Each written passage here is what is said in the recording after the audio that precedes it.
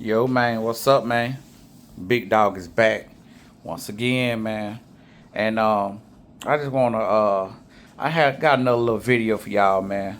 Like I say, Big Dog been gone for a while, and so it's time to put some more videos out here, man, on this whole WWE topic, man. What we're gonna talk about today, man? Ain't gonna be a little quick video. Y'all ain't even got a trip. It ain't gonna be no long video. So, Big Dog gonna say and speak nothing but the truth. Only thing I talk is the facts. Um, Only thing I'm gonna tell you is the real. So I just want to know, man. I just want to know what is the biggest, the Yeet movement or the Yes movement? Which one is the biggest, man? Everybody been on Jay Uso, man. I know everybody getting tired of Jay Uso yeeting. Survivor Series mid match yeeting. He yeeting and blowing up is a whole nother topic for Jay Uso. He's eating so much he can't even get through some of his matches. He be blown up. He be tired. So what was bigger, the Yeet movement or the Yes movement? First, we're gonna talk about Daniel Bryan. Okay, Daniel Bryan was that baby face that we all wanted. When the WWE community or the WWE universe, what they like to call it, didn't get what they wanted. Everybody showed their voice and wanted WWE to push Daniel Bryan. Daniel Bryan is a great technical wrestler, also known as Bryan Danielson. When he first come up, I remember he was in Nexus. I think he got fired, and then they hired him back. He did the he choked. I think he choked the I forgot what wrestler he choked out, but at that time you couldn't do that on national TV. I think he put a cable cord around when they was in the Nexus. Him and what his name, Wade Barrett, and what the other guy name, Ryback. When all of them was the Daniel Bryan or the core, Nexus or the core, he put the cable around one of the wrestlers, one of the guys, and on national TV. Can't do that. That time WWE was a PG program. Vince McMahon wasn't having that, and probably USA wasn't having that. He got suspended or fired. I forgot, but he came back, proving himself. Teamed up with Kane. Then I think he did. Did he win the? Let's see. Did he win the world championship before the Yeet movement? I don't think so. I may be tripping. He may want a tag team before the Yes movement. I could be wrong, but either way it go. Which one was bigger, the Yes movement or the Yeet movement? Now, Daniel Bryan went on, lost a lot of big pushes to some of the bigger names, the Batistas, the Roman Reigns, the John Cena's, I think it was one Royal Rumble particular that everybody wanted and thought Daniel Bryan was going to win. Could have been Royal Rumble 2015.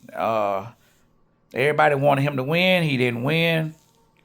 I think Batista, Roman Reigns won that Royal Rumble. Not sure Daniel Bryan got eliminated. Could have been one of the last four though. I think he was one of the last four. And that Yes movement was getting over like crazy. But never so much where it was the number one priority though.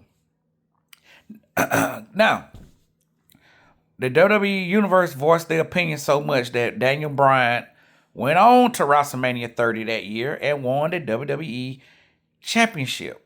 I think he won the WWE Championship and the WWE World Championship one night, having two matches: the Authority versus Daniel Bryan, the man holding you down type of angle. They told Stephanie told Daniel Bryan you was a B+ player, and that's all you would be. And Daniel Bryan had a great story with that. And we all know Daniel Bryan ain't just a B+ player. He's a B++ player. But hey, it is what it is. He's a little guy. In the old wrestling terms, what you would call somebody like Daniel Bryan, actually a couple terms. Vanilla midget is one. Vanilla midget. Number two, good working hand. Basically he's just a good working hand, man. Somebody who can work, come in, do his job right, go back to the back. Go back to the back, boy. You a jabroni, boy. You ain't seeing the top of the card. You gonna be mid card or under if you was a vanilla midget, or if you was just a good working hand. And that's what he was considered to be at that time until he got over. We see what Daniel Bryan could do. He was very entertaining. He could talk. Daniel Bryan had a lot of passion. And oh my God, you just want to get behind this guy. You just want him to win. Was a great feel-good story. Was a great babyface. And he went on to win the WWE Championship, beating Batista, Randy Orton in a triple threat match. Then coming out, or it was Triple H. In that, no, I think it was Triple H in the main event. Could have been, I'm not sure. I think it was him versus Randy Orton and Batista in the triple threat, and he versus Triple H in the main event. And he ended up winning the WWE Championship. And oh my God, it was an epic ending to a WrestleMania. Everybody just, yes, yes, yes, yes. And the confetti fell. Cinderella story. Fast forward, Daniel Bryan got injured, okay? And he got injured, and he really couldn't, bounce back to that prominence of what we should have had with a good long reign as a WWE champion with Daniel Bryan. Now, he did. I think he came back and won the world title and Intercontinental title, but it was short-lived by injury. I think even so causing him to retire. Then, of course, he come back. But that's what happened. That's the Daniel Bryan story in a nutshell. That Yeet Movement was very big, but it wasn't. Now, this is my opinion. Daniel Bryan never was a top 5 merch seller by no means. Jey Uso is, okay?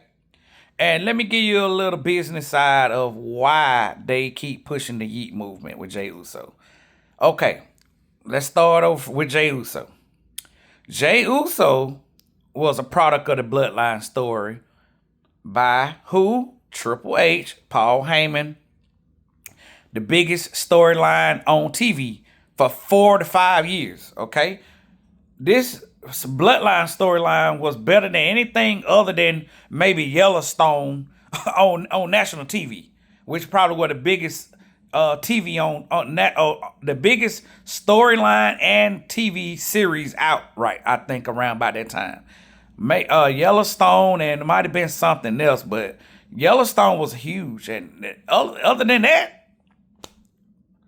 the Bloodline, they had the best storyline on national TV. And that storyline produced Jey Uso, main eventer. Solo, main eventer. Jimmy Uso, main eventer. Sami Zayn, Kevin Owens, main eventers. Also with Roman Reigns, main eventer. It just that Roman Reigns, that's why I'm telling y'all, it's the best, that is the best faction ever assembled, because look what it produced. Everybody became a main eventer out there. Roman Reigns, Jey Uso, Solo Sikoa, Jimmy Uso, Kevin Owens. Everybody became main eventers. Roman got all those guys over, okay? That Bloodline story got everybody over. The story didn't go like how I wanted it to go. But Jey Uso became the biggest star of that. I think him and Sami Zayn, and they failed miserably with that push that Sami Zayn got. failed miserably with coming out of the Bloodline story, pushing Kevin Owens and Sami Zayn. They dropped the ball on that because they was hot. You could have put the title on Sami Zayn, how hot the story was. And they dropped the ball with that. Okay, but we'll talk about Sami Zayn later. Now we're talking about Jey Uso and Daniel Bryanson. And who had the biggest movement. Jay became the biggest star out of that. Man, some of the best acting I done seen on national TV in a while. I mean, that Bloodline story, Jey Uso brung it. Jimmy Uso brung it. Roman Reigns brung it. Solo brung it. Sami Zayn brung it. Kevin Owens brung it. Okay? We got great story out of that. We got a feud between Jey Uso and Roman Reigns that was epic. Okay? The whole struggle between who's going to be the tribal chief. Jey Uso eventually got acknowledged by Roman Reigns. And Roman Reigns eventually acknowledged him as the story progressed. I wanted to see Jey Uso become tribal chief. That's where I thought the story was going, but it didn't. But it did make Jey Uso a main event. Main event Jey Uso. That's his name, y'all. Jey Uso, to me, had the biggest movement because not only he's a top merch seller, which is numero. Listen, y'all. I know y'all hate the way WWE do business, but WWE do business not around my opinion, not around your opinion. WWE do business around that almighty dollar. That's it. Hey, don't worry about how I keep saying it over and over, don't worry about how the sausage is made. At the end of the day, you're going to get what you want. You're going to be happy at the end. Trust me. They always do it. You're going to be happy. But the number one bottom line in WWE is the dollar. The dollar. The dunya. Whatever you want to call it. The yen. The almighty dollar. The manyard. The manyard. Ain't nothing bigger than the manyard in WWE. Me, you, my opinion, your opinion. They don't care what nobody else think. It's about what sells at WWE. The Yeet Movement sells and bring families in to, it's just me, Oos. Day one-ish. Just me, Oos. Day one-ish. Daniel Bryan never had that with the Yes Movement. Of course we got behind it. Of course it was big. Of course it was revolutionary of what he was doing at that time. Something we haven't really seen as somebody just come out of nowhere like that. It was what the fan chose. The fans chose Daniel Bryan. He was the people champion. We wanted to see Daniel Bryan win. And of course, when WWE, it don't matter how much money they making. When the fans decide that we want you as a champion, sometimes they had to just go against the grain and do that for the fans. Because we are the number one priority other than that money, y'all. We number two. Don't forget that now, y'all. We up there, but we number two. The money yard is first, okay? Hey, they say, you know what? We're going to throw the fans a bone, which they normally do 90% of the time, y'all. Come on now. 90% of the time, they give us what we want. If they didn't, they wouldn't be in business as long as they have and put other companies out of business. Don't forget that. But at the end of the day, the Yeet Movement is a money-making machine. Jey Uso is up there with some of the top merch sellers. Cody Rhodes, John Cena's, Roman Reigns. Come on, y'all. Hey, it's about the money, y'all. It's about the money at the end of the day. And the but the Yeet Movement is one of the biggest phenomenons in WWE history. Okay? They gonna run it till the well run dry. So y'all might well, hey, the longest families keep showing up to WWE yeeting, you gonna keep seeing Jey Uso at the top of the card. So, hey, man, just enjoy the show like Triple H say. Okay, at the end of the day, they gonna give you what you want, man. Everybody complaining.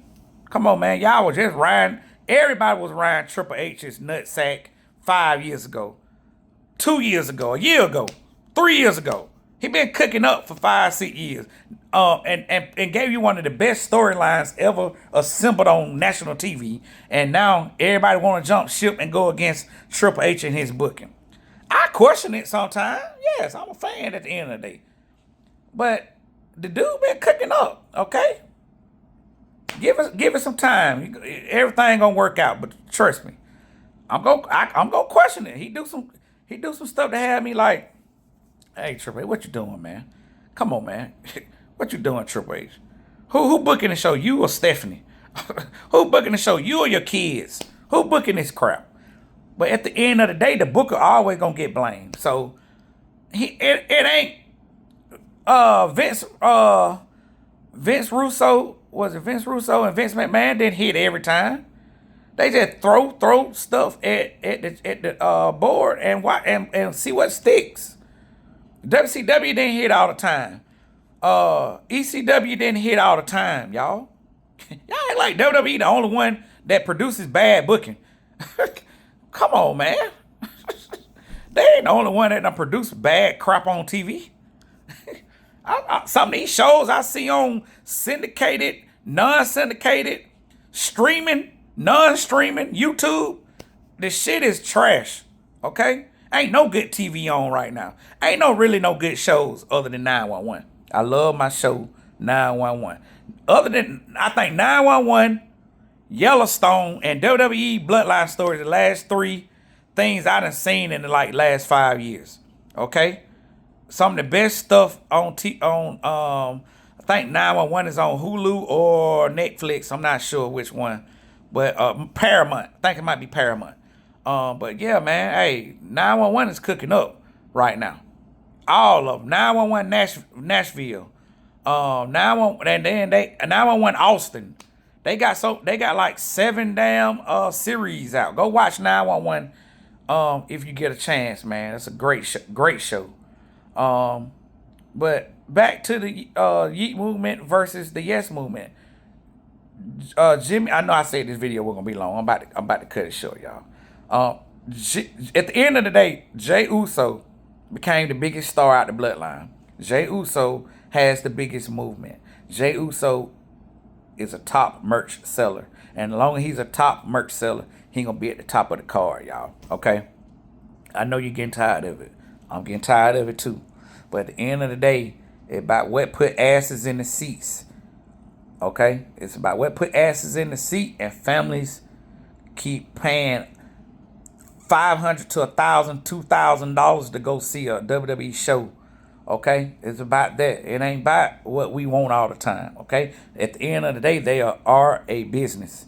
They gotta keep running. A well-oiled machine business, might I add, and been doing it for a very long time, and they know what they're doing. So we can't question the bad booking, but yet they're generating more money than they ever have. Okay, but at the end of the day, I know you want great story. You're gonna get it. Trust me. You're gonna get a good story. You're gonna get great. They got the best roster ever assembled probably right now. All this talent. Okay, so you're gonna get great wrestling as well with a great story, but you got to be patient at the end of the day. Everything ain't predictable. Professional wrestling shouldn't be. Great storyline shouldn't be predictable. Okay, this is my first time don't really ever knowing what's going to happen at Mania. I didn't know last year. Coming out of when Cody won the title, that was the last Mania that we kind of knew what was going to happen. Cody ended, and we really didn't know then. And Cody finished the story. Great storytelling at the end of the day. Okay? And for the last 2 years, I don't know what WWE, when it been going to cook up, comes to Mania. I've been completely in the dark about it. The last years have been kind of down. Ain't really been no great storytelling. Other than the Cena retirement story, the Cena last run, it's been decent, but it wasn't all that. It wasn't what we thought it was gonna be. Okay? It was what needed to be. Don't forget that. It ain't all the time what you want it to be. It's about what had to happen. And what Cena wanted to do at the end of the day, because he deserved that right. So we can question it all we want, okay? That the way Cena, he had to sign off on it. Okay? He had to sign off on how he wanted to go out. I think he deserved that right. So the way it ended the way it ended, putting Dominique over, elevating Dominique. Okay, y'all got to think long term. I didn't have an issue with Survivor Series ending. You gotta elevate talent at the end of the day. How many fucking times we gonna see a CM Punk title reign? How many fucking times we gonna see a Drew McIntyre title reign? How many times you gonna see a Seth Rollins title reign? Go look at these guys' ages and tell me, do WWE need to fucking start elevating talent? Go look at CM Punk. Other than Randy Orton, who's maybe in his mid-30s, I'm thinking. Him, Seth Rollins. Randy Orton still kind of young in his prime. He can still go and be a top guy. You can always pull a Randy Orton out and have him come win a title because he's still young. He still can go, and he looked like $1,000,000, and he looked like a walking, talking world champion. You can do that anytime. And under Randy Orton, you got tons of guys who can carry that title. Logan Paul. Look out for Logan Paul. Dominic Mysterio. Look out for Dominic Mysterio. Montez Ford. Look out for Montez Ford if they ever push him. Look like only somebody who can book black talent is Shawn Michaels. Triple H don't do nothing with the black talent. Now, Naomi is an exception. Okay, he did eventually gave Naomi her just due. But booking the men's division, come on, Triple H, bring Shawn up. Come on, it got to be enough guys in NXT to run NXT. Bring Shawn up and let Shawn start helping you book Raw and SmackDown, man, and get some of this black talent over. And I always be trying to leave the race card out, but sometimes it become evidently clear that Triple H don't know what to do with black talent. Carmelo Hayes is the black Shawn Michaels. Okay, come on, man. Come on, Triple H. Who did I leave out? Dominic Mysterio. Come on, man. Logan Paul, Montez Ford, Carmelo Hayes. If Austin Theory is back, Austin Theory. Those guys are your future. Braun Breaker are your future. Okay? We got to start elevating them guys now. If y'all don't believe me, go look at some of the ages of these guys who been in WWE forever and they been giving title runs to and ain't built no talent other than Jey Uso up as a main eventer. And that was because of Roman Reigns and Triple H and Paul Heyman with this bloodline storyline. That what elevated Jey Uso. Okay? We got other guys who need to be, coming up. We got to build them up. All right? So, that's all I got, man. That was my little rant. But yeah, man, the yes movement was good, but it ain't bigger than the Yeet movement. The Yeet movement and the bloodline storyline created main event Jey Uso. Okay? That's why you still getting it, because Jey Uso is a top merch seller. Jey Uso put asses in seats. Jey Uso gonna be at the top of the card. Jey Uso is generating a lot of revenue for the WWE. And that's all Big Dog got for y'all, man. Hey, Big Dog is out. Like I say, I ain't always I'm not always on time. What would I say? I'm not always I'm always late or whatever, but I'm always on time with the content. Okay? I'm gonna be late sometime, y'all. You may not see Big Dog in 2-3 months, but when I show up, I'm always on time with the content and telling you the real, man. Giving y'all the facts, and I'm gonna give you nothing but the truth, man. Hey, man, Big Dog is out.